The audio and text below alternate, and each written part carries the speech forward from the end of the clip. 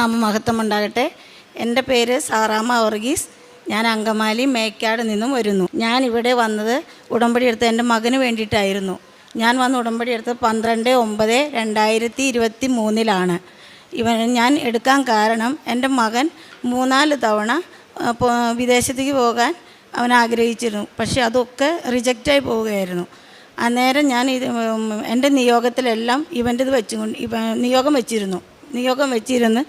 ഈ 5-ാമത്തെ പുതുക്കലിൽ അവൻ്റെ നിയോഗം അമ്മ മാതാവ് അവന് സാധിച്ചു കൊടുത്തു.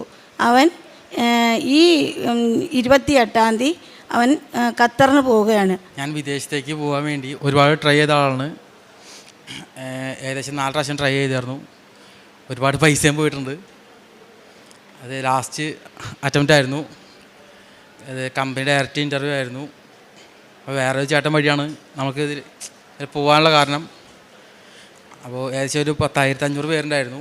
അല്ല 200 വേക്കൻസിയാണ് ആകെ ഉണ്ടായിരുന്നത്. അപ്പോൾ സെലക്റ്റായി. കഴിഞ്ഞ ആഴ്ചയാണ് വിസ വന്നത്. പിറ്റേ ദിവസം തന്നെ നമുക്ക് ടിക്കറ്റ് വന്നായിരുന്നു. അപ്പോൾ 28-ാം തീയതി പോവാണ്. ഇനി അവിടെ ചെന്ന് 2 മെഡിക്കലും കാര്യങ്ങളൊക്കെ ഉണ്ട്. ഇവിടുത്തെ മെഡിക്കലിലേക്ക് തീരെ കിട്ടുമെന്ന് എനിക്ക് ഒട്ടും പ്രതീക്ഷിച്ചില്ലാണ്ടിരുന്ന ആളായിരുന്നു. അതായത് എനിക്ക് അത്രയ്ക്കും ചുമയും കാര്യങ്ങളും ഒക്കെ ആയിട്ട് നിൽക്കായിരുന്നു. അപ്പോൾ മാതാവിൻ്റെ അനുഗ്രഹത്താൽ അത് സാധിച്ചു കിട്ടി. രാവിലത്തെ പ്രത്യക്ഷ പ്രാർത്ഥനകളൊന്നും ഞാൻ മുടക്കാറില്ല. പിന്നെ ഡെയിലി ബ്രെഡ് അത്, പിന്നെ അതുപോലെ ചൊവ്വാഴ്ചത്തെ ധ്യാനം, അങ്ങനെ അവന് വേണ്ടി ഞാൻ ഒത്തിരി പ്രാർത്ഥിക്കുമായിരുന്നു. അതുപോലെ എനിക്ക് ഒറ്റ അനുഗ്രഹം കിട്ടിയത് എന്താണെന്ന് വെച്ചാൽ, എനിക്ക് പള്ളിയിൽ പോകാനൊക്കെ ഇത്തിരി മടിയുള്ള കൂട്ടത്തിലുള്ള ആളായിരുന്നു ഞാൻ. അതായത് ഞങ്ങൾക്ക് 8 മണിക്കാണ് കുർബാന. പക്ഷേ ഞാൻ പള്ളിയിൽ ചിലപ്പോൾ 9 മണിയൊക്കെ ആകുമ്പോഴാണ് പോകണേ. കാരണം അപ്പോഴത്തേനും പകുതി മുക്കാലും പള്ളിയിൽ കഴിഞ്ഞിട്ടുണ്ടാവും. പല്ലും പുറത്ത് ഇരിക്കും, കഴിയും, നേർച്ചയിടും, പോരും. അങ്ങനത്തെ ഒരു വ്യക്തിയായിരുന്നു ഞാൻ.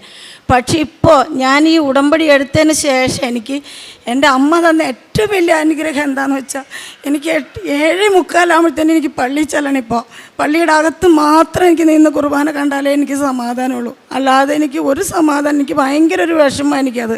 പിന്നെ അതേപോലെ കുമ്പസാരം, 2 ആഴ്ചക്കാടുമുള്ള കുമ്പസാരം ഞാൻ ഒന്നും മുറക്കാറില്ല. എല്ലാ കാര്യങ്ങളും ഞാൻ ചെയ്യുന്നു. പിന്നെ എന്നിലാവുന്നത്, ഞങ്ങളുടെ അടുത്തൊരു അനാഥാലയമുണ്ട്, വൃദ്ധസദനം. അവിടെ ഈ പറഞ്ഞ വയ്യാത്ത രോഗികളുണ്ടായിരുന്നു, അമ്മമാർ. അവരെ ഞങ്ങൾ പോയി പരിപാലിക്കുമായിരുന്നു.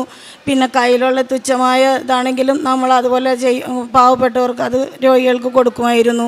അങ്ങനെ എന്നിലാവുന്ന കാര്യങ്ങളെല്ലാം ഞാൻ ചെയ്യുമായിരുന്നു. അതുപോലെ ഭക്ഷണം, വസ്ത്രം, ചെറിയ കുട്ടികളുള്ള ഒരു അനാഥാലയമുണ്ട്, അവിടെ കൊണ്ടുപോയിട്ട് ഭക്ഷണം, അതുപോലെ വസ്ത്രം, അതൊക്കെ അവർക്ക് പാകത്തിനുള്ള ഉടുപ്പുകളെല്ലാം മേടിച്ച് അങ്ങനെ കൊടുത്ത് അങ്ങനെയുള്ള എന്നിലാവുന്ന ഇതെല്ലാം ഞാൻ ചെയ്തിട്ടുണ്ട്. ഇത്രയും നല്ലൊരു അനുഗ്രഹം എൻ്റെ മകന് കൊടുത്ത് അമ്മ മാതാവിന് ഞാൻ എത്ര പറഞ്ഞാലും എനിക്ക് മതിയാവില്ല. അതിന് മാത്രം ഞാൻ സങ്കടപ്പെട്ടിട്ടുണ്ട് അവന് വേണ്ടി.